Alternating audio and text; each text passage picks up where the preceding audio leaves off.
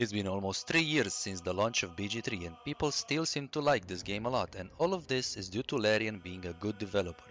But what makes them so good at making these worlds where people seem to want to plunge into and never come back to the real world? Well, there's a couple of things, and today I'm gonna talk about some of them. One of the things that I like the most is the fact that they don't have big parties. They seem to like number 4, and they stuck with it for the last almost 10 years, which is something that I've not seen people mention. The reason I like this format is because even though DOS 1, DOS 2, or BG3 are CRPGs, at the end of the day you are still a player in control of multiple people, and it can be overwhelming to micromanage multiple characters. Maybe it's just me, but I like it when I can enjoy the spectacle and not get stressed out because I have to think about every character's strengths and weaknesses all the time. And I know that some of these issues can be minimized by simply playing on a lower difficulty, but I still don't enjoy it when a game has a party of 5 or 6 characters and you have to take care of each one of those characters' spells, rotations, inventory management, and itemization. I feel like 4 is a very good number for an adventuring party in a medieval setting. And since the game was balanced with 4 character parties in mind, the game doesn't feel punishing at all, unlike other CRPGs where technically you can play as a party of 4, but if the game balance was thought out with 6 character parties in mind, then you are essentially sabotaging yourself by playing that way. Another thing that I enjoy in Larian's way of presenting their games is the companions. They love giving us cool companions that have their backgrounds, stories, and adventures from before meeting the main character, and then giving them, for the most part, fleshed out and deep personalities.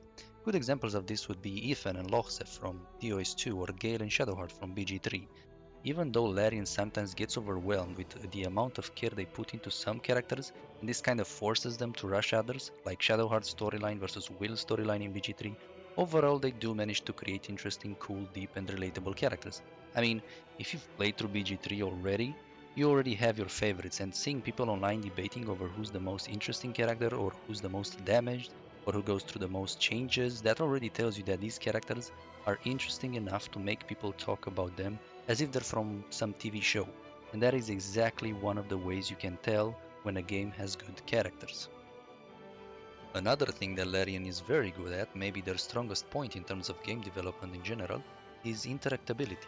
Larian is very good at creating a world that feels alive through the systems they integrate into the game world. From the interactions between different elements like grease catching fire, water transforming into ice or steam, and then to electrifying said water or steam, Larian definitely sets themselves apart from most other CRPG developers simply by making the world feel reactive to the player actions. In DOS 1 and 2, you could create poison clouds that then you could ignite and then they would explode dealing lots of AoE damage.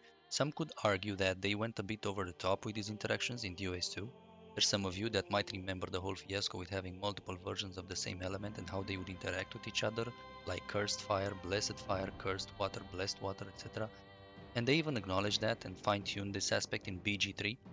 For those of you that have played the early access of BG3, maybe you still remember that there was a time when Firebolt, a level 1 cantrip, used to not only do the 1d10 standard damage but also create a small fire area under the enemy. Players reacted and provided feedback asking Larian to remove that since that not only is not the original function of Firebolt, but it also broke the balance of D&D 5e, since Firebolt could crit and potentially instantly kill a level 2 enemy by dealing 20 damage and then also applying the burning condition on the enemy since it created a small fire area under them.